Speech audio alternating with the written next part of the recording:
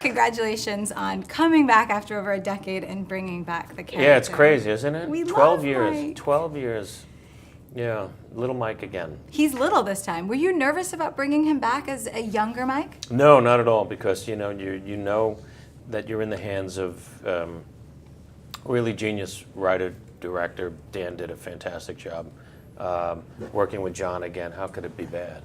You know, they don't let anything be bad. That's part of the process too. If stuff doesn't work, the next session, usually they're about 2-3 months apart, you're redoing what you did because it wasn't good enough. So the bar is always raised higher, and that's why the stories of all of their movies are always so well defined, because they keep redoing it. The relationship between Mike and Sully is so different in this film. How did you and John kind of go about bringing that to life? Well, we just, we just approached them as real people and just said, the story was what the story was, and we had to be antagonistic towards each other, and that was easy for, Mike, who has little guy's disease, to do, and he's with this big guy who's got all of these gifts, and stuff comes easy to him, and stuff was harder for me. So there was a combativeness and that I loved about him, feistiness and jealousy. I mean, that was at the core of a lot of this stuff, and when you're thrown in college, you suddenly have a roommate. It's a whole different world. Now you're truly on your own, and I love that about Mike's world. That he finds his way. You've had an amazing career, from hosting to acting to comedy. And I've heard you say that Mike's one of your favorite characters to play. He's my favorite character to play. Yeah, because you're smiling. I am. He's my favorite. I don't know what it is about him. Well, I know what it is about him. I love his stick-to-itiveness. I love that he's bold. I love that he believes. I love that he doesn't kid himself. And I love that he fights for what he thinks is right. And I love that he's got a big mouth. Not physically. I like that he speaks his mind, but also in this movie, I like that he's really vulnerable. I like that he handles the disappointment of something he wanted his entire life, from the time we meet him in the first scene in the movie when he's 5 or 6 years old, which is really great, till there's a moment of reflection with he and Sully where he realizes who he's not going to be, and then Sully tells him who he could be. That's kind of great, and I love that.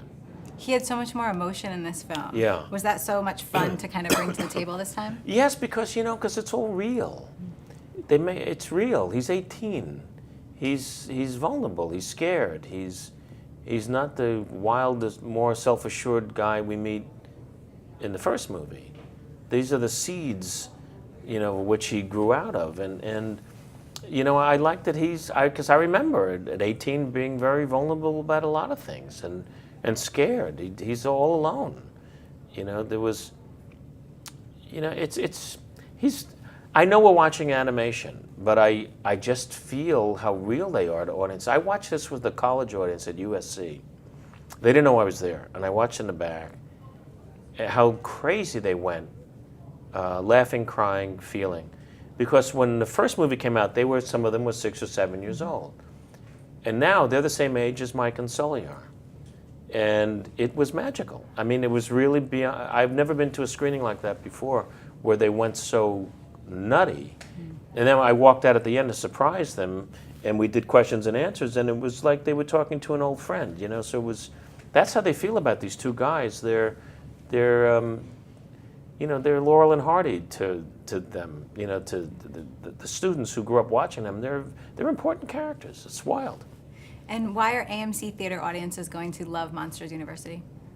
Because it's a really great movie, and I'm an AMC goer, and I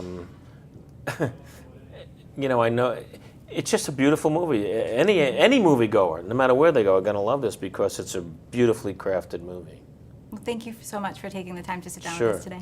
If you like this video, be sure to hit the thumbs up button, and don't forget to subscribe to our AMC Movie News YouTube channel. It's free, and we bring you all the latest movie news, as well as our daily AMC movie talk show. You can also follow us on Facebook and Twitter, where you can find out about all the latest prizes, giveaways, and special contests.